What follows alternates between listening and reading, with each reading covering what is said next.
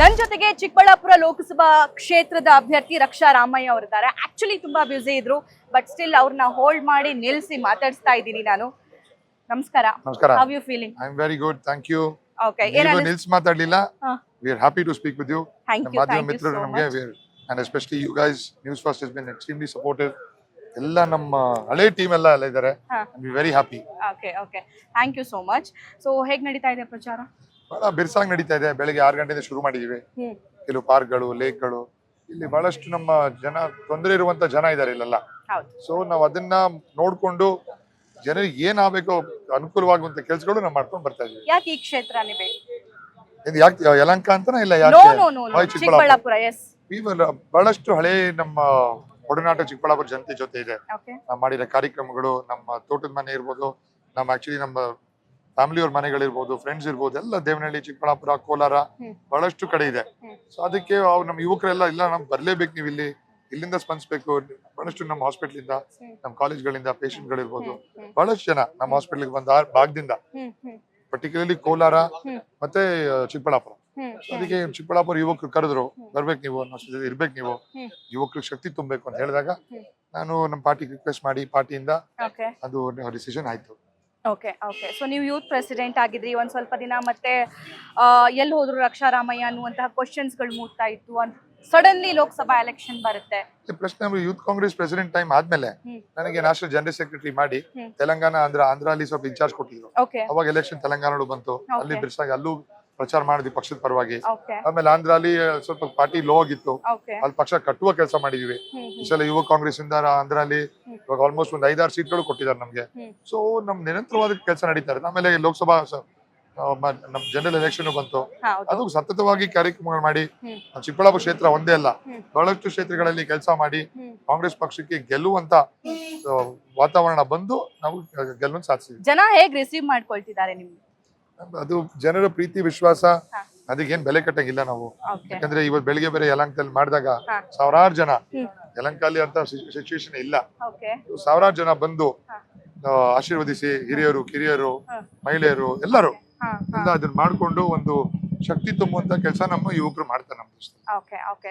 So Bengaluru international airport ನಿಮ್ಮ ಲೋಕಸಭಾ ಕ್ಷೇತ್ರದ ವ್ಯಾಪ್ತಿಗೆ ಬರುತ್ತೆ, ಬಟ್ ಸ್ಟಿಲ್ ಇನ್ನು ಚಿಕ್ಕಬಳ್ಳಾಪುರ ಭಾಗದ, ಗ್ರಾಮೀಣ ಭಾಗದ ತುಂಬಾ ಜನ ಕೆಲಸ ಮಾಡ್ಬೇಕು ಅಂತಂದ್ರೆ ಬೆಂಗಳೂರನ್ನ ಹುಡುಕೊಂಡು ಬರ್ತಾರೆ, ಬೆಂಗಳೂರಲ್ಲೇ ಬಂದವ್ರು ಕೆಲಸ ಮಾಡುವಂತ ಅನಿವಾರ್ಯತೆ ಇದೆ.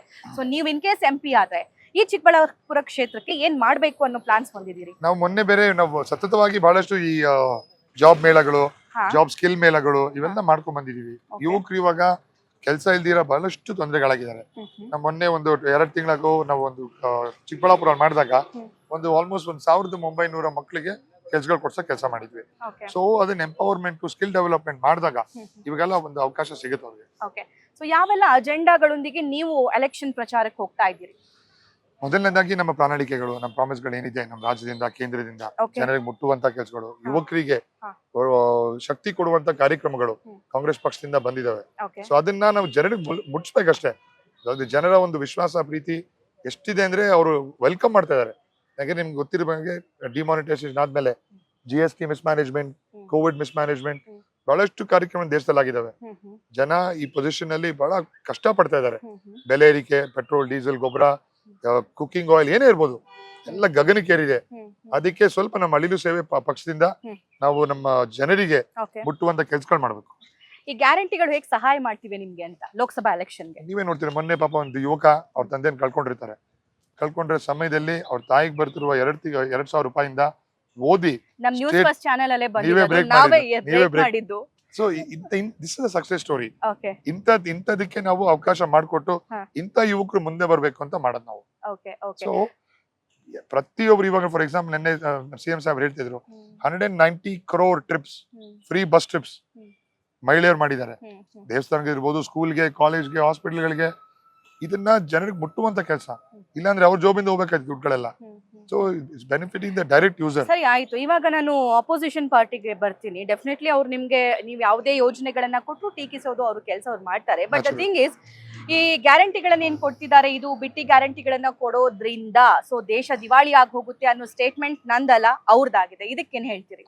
ಮೋದಿ ಅವರೇ ಕೊಡ್ತಾರೆ ಗ್ಯಾರಂಟಿ. ಅದೇ ಮೋದಿ ಅವರು ಗ್ಯಾರಂಟಿಗಳು ಕೊಟ್ಟು ಅದೇ ಫ್ರೀ ಬೀಸ್ ರೇವಡಿ ಕಲ್ಚರ್ ಅವರು ಕಂಟಿನ್ಯೂ ಮಾಡ್ತಾರೆ. ಏನಕ್ಕೆ ನಮ್ ಪಾಪ್ಯುಲೇಷನ್ ಹೆಂಗಿದೆ, ಹ್ಮ್. ಇಂಡಿಪೆಂಡೆನ್ಸ್ ಟೈಮ್ ಅಲ್ಲಿ ಹ್ಮ್. ಬರೀ ಒಂದ್ 7-8% ಅಬವ್ ಪಾವರ್ಟಿ ಲೈನ್ ಇದ್ರು, ಹ್ಮ್. ಇವಾಗ 30% ಹ್ಮ್. ವರ್ಗೂ ಬಂದಿದೆ. ಹ್ಮ್. ಸೊ ಅದು ಜನಕ್ಕೆ ಗೊತ್ತಿರ್ಬೇಕು, ಲೋಯೆಸ್ಟ್ ಪಾಪ್ಯುಲೇಷನ್ ಹ್ಮ್. ಅವ್ರಿಗೆ ನಮ್ಮ ಎಂಪವರ್ ಮಾಡಿದಷ್ಟು ಹ್ಮ್. ನಮ್ಮ ದೇಶ ಒಂದು ಹೋಲ್ ಡೆವಲಪ್ಮೆಂಟ್ ಆಗುತ್ತೆ.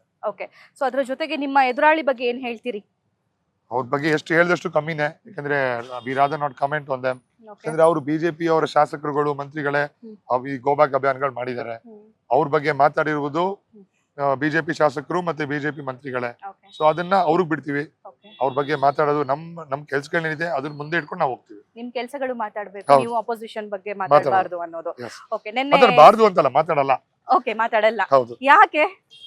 ನೆನ್ನೆ ಸಿಎಂ ಸಾಹೇಬ್ರು ಕೂಡ ಬಂದಿದ್ರು, ನಿಮ್ ಪ್ರಚಾರದಲ್ಲಿ ಭಾಗಿಯಾಗಿದ್ರು. ಹೌದು. ಸೊ ಆ ಟೈಮಲ್ಲಿ ಅವರು ಕೂಡ ಹೇಳ್ತಾ ಇದ್ರು, ದೊಡ್ಡ ಸ್ಕ್ಯಾಮ್ ಆಯ್ತು ಕೋವಿಡ್ ಸಂದರ್ಭದಲ್ಲಿ, ಹಾಗೆ ಅದನ್ನ ತನಿಖೆ ನಡೀತಾ ಇದೆ, ಜೈಲಿಗೆ ಹೋಗ್ತಾರೆ ಅಂತ ಅಂದ್ರು. ಸೊ ಇದ್ರ ಬಗ್ಗೆ ಏನ್ ಹೇಳ್ತೀರಿ?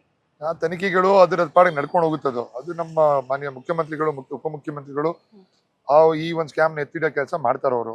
ಆದ್ರೆ ನಾವು ನಮ್ಮ ಪಕ್ಷದ ಕಾರ್ಯಕ್ರಮಗಳಿಂದ ಜನಕ್ಕೆ ಮುಟ್ಟಿಸುವ ಕೆಲಸ ನಾವು ಮಾಡ್ತೀವಿ. ಓಕೆ, ಸೊ ನಿಮ್ಮ ಬ್ಲಡ್ ಅಲ್ಲೇ ಬಂದಿದೆ ಈ ಪೊಲಿಟಿಕ್ಸ್ ಅನ್ನೋದು. ನಿಮ್ಮ ತಂದೆಯಿಂದ ಪ್ರೇರೇಪಿತರಾಗಿ ನೀವು ಪೊಲಿಟಿಕ್ಸ್ ಬಂದಿದ್ದೀರಾ, ಅಥವಾ ನಿಮ್ದೇ ಆಗಿರುವಂತ ಒಂದಿಷ್ಟು ಯೋಜನೆಗಳು ಯೋಚನೆ ಇದೆಯಾ? ಇಲ್ಲ, ಬಹಳಷ್ಟು ನಾಯಕರುಗಳ ಮೇಲೆ. ಇವಾಗ ನಮ್ಮ ಸಿದ್ದರಾಮಯ್ಯ ಸರ್ ಇರ್ಬೋದು, ನಮ್ಮ ತಂದೆಯವರು ಒಂದ್ ಕಡೆ ಇದ್ರೆ, ನಮ್ಮ ಕುಟುಂಬದಲ್ಲಿ ಯಾರು ಪಾಲಿಟಿಕ್ಸ್ ಅಲ್ಲಿ ದೊಡ್ಡ ಕುಟುಂಬ ನಮ್ದು. ನಮ್ದು 30-35 ಜನ ಇದ್ದಾರೆ. ನಿಮ್ಮ ತಾತನವರಿಗೆ ಅವಕಾಶ ಬಂದ್ರು ಕೂಡ ಅವ್ರು interest ಮಾಡ್ಲಿಲ್ಲ. ಸೊ ನಾವು ಕಾರ್ಯಕ್ರಮಗಳು ಸಮಯ ನೋಡ್ಕೊಂಡು ಈ ಕಾರ್ಯಕ್ರಮ ಮಾಡಿರೋದು. ಒಟ್ಟಿನಲ್ಲಿ ನಮ್ಮ ಸಿದ್ದರಾಮಯ್ಯ ಸಾಹೇಬ್ ಇರ್ಬೋದು, ರಾಹುಲ್ ಗಾಂಧಿ ಇರ್ಬೋದು, ಖರ್ಗೆ ಅವ್ರು ಇರ್ಬೋದು, ಡಿ.ಕೆ. ಶಿವಕುಮಾರ್ ಅವರು, ಎಲ್ಲರೂ ಒಂದು ರೀತಿಯ ಒಂದು ಇನ್ಸ್ಪಿರೇಷನ್ ನಮ್ಗೆ. ಆ ಇನ್ಸ್ಪಿರೇಷನ್ ನೋಡಿ ಜನರಿಗೆ ಒಳ್ಳೇದಾಗುತ್ತೆ. ಪ್ರತಿ ವರ್ಷ ಸಾವಿರಾರು ಸ್ಟೂಡೆಂಟ್ಸ್ ಪಾಸ್ ಔಟ್ ಆಗುವಂತಹ ಸಂಸ್ಥೆ ನಿಮ್ದು. ವೈದ್ಯಕೀಯ ಕ್ಷೇತ್ರದಲ್ಲಿ ನಿಮ್ದೇ ಆಗಿರೋ ಛಾಪು ಮೂಡಿಸಿದ್ದೀರಾ, ಒಂದು ಮೈಲ್ ಸ್ಟೋನ್ ಕ್ರಿಯೇಟ್ ಮಾಡಿದ್ದೀರಾ. ಇಷ್ಟೆಲ್ಲ ಇರುವಾಗ ರಕ್ಷಾ ರಾಮಯ್ಯ ಅವರಿಗೆ ಪೊಲಿಟಿಕ್ಸ್ ಯಾಕೆ ಅಂತ? ಇವಾಗ ಲಾರ್ಜರ್ ಲ್ಯಾಂಡ್ಸ್ಕೇಪ್ ನ ರೀಚ್ ಮಾಡಕ್ಕೆ ಒಂದು ಪ್ಲಾಟ್ಫಾರ್ಮ್ ಇರಬೇಕು. ಇವಾಗ ನಮ್ದೇನಂದ್ರೆ ಪ್ರೈವೇಟ್ ಇನ್ಸ್ಟಿಟ್ಯೂಷನ್, ಪ್ರೈವೇಟ್ ಎಲ್ಲ ಬೆಂಗಳೂರಿಗೆ ಒಂದು ರೀಜನ್ಗೆ ನಾವು ಸೀಮಿತರಾಗಿರ್ತೀವಿ. ಇವಾಗ ಇದರಿಂದ ಲಾರ್ಜರ್ ಲ್ಯಾಂಡ್ಸ್ಕೇಪ್ ನ ರೀಚ್ ಆಗಕ್ಕೆ ಇದೊಂದು ಮಾಧ್ಯಮ. ಸೊ ಈ ಮಾಧ್ಯಮದ ಮುಖಾಂತರ ಇವಾಗ ಸೆಂಟ್ರಲ್ ಗವರ್ಮೆಂಟ್ ಸ್ಕೀಮ್ಸ್ ಇರ್ಬೋದು, ಸ್ಟೇಟ್ ಗವರ್ಮೆಂಟ್ ಸ್ಕೀಮ್ಸ್ ಇರ್ಬೋದು, ಜನರಿಗೆ ತಲುಪಬೇಕು. ಇವಾಗ ನಾವು RTI ಎಲ್ಲ ಈ ಸ್ಕೀಮ್ಗಳು ಕಾಂಗ್ರೆಸ್ ಪಕ್ಷದಿಂದ ಬಂದಾಗ ಜನರಿಗೆ ಮುಟ್ಟಿ ಜನರಿಗೆ ಅನುಕೂಲವಾಗುವಂತ ಕಾರ್ಯಕ್ರಮ ಮಾಡ್ಬೇಕು. Thank you so much. ಇದಾಗಿತ್ತು ಚಿಕ್ಕಬಳ್ಳಾಪುರ ಲೋಕಸಭಾ ಕ್ಷೇತ್ರದ ಅಭ್ಯರ್ಥಿ ರಕ್ಷಾ ರಾಮಯ್ಯ ಅವರ ಮಾತು.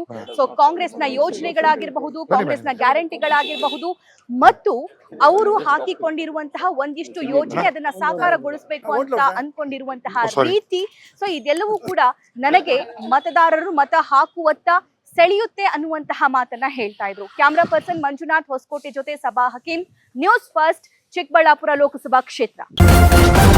ನ್ಯೂಸ್ ಫಸ್ಟ್, ನಿರ್ಭೀತಿಯಿಂದ ನಿಮ್ಮ ಪರವಾಗಿ.